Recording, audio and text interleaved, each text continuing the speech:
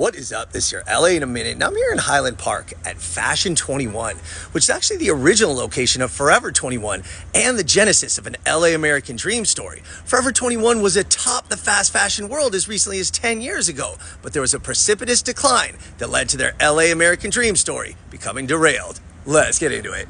In 1984, Korean immigrants Jin Suk and Duan Chang saved $11,000 from working service jobs to open their first retail establishment right here in Highland Park, at the time a gritty urban community in Northeast LA.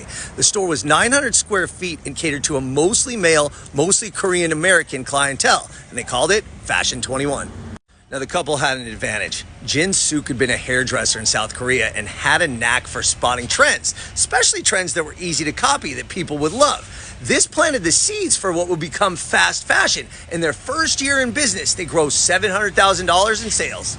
Fashion 21 was filled with inexpensive clothing made locally by Korean American manufacturers. Every item in the store was chosen personally by Jin Suk, and merchandise was turned over extremely quickly. The items that were new, hot, and trendy were moved to the front of the store. Whatever didn't sell was taken out. Industry analytics estimated that Fashion 21 turned over 20% of their stock every week, a rate more than twice as high as other retailers.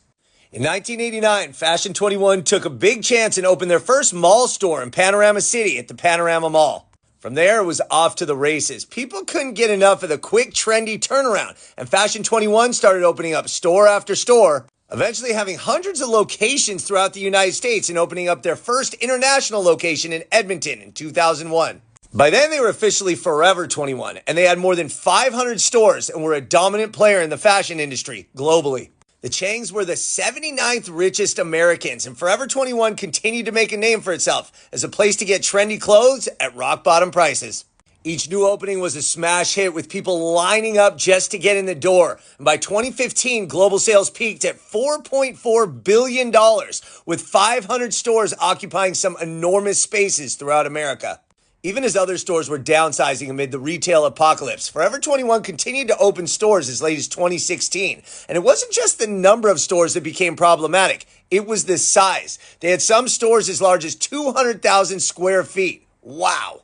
And it wasn't just the high rent and number of stores that blindsided Forever 21. Increased competition from Zara and H&M and other big players in the fast fashion segment led to increased competition that dropped Forever 21 sales by 25%. And the negative hits just kept coming. Forever 21 faced labor rights issues, environmental concerns, copyright accusations, and more than anything, the global expansion in fast fashion. In 2019, the company experienced a 32% drop in sales, and the privately held company filed for Chapter 11 bankruptcy. It soon ceased operations in most of its international locations, and it closed almost 200 stores in the United States. The store sold off most of its assets and moved through various holding groups, and recently tried to rebound by entering an agreement with Shine Group, which will handle most of its online sales. So as soon as Forever 21 reached the apex, their LA American Dream story was derailed. But they still exist, and it all started right here in Highland Park as Fashion 21. All right, LA, it's been a minute.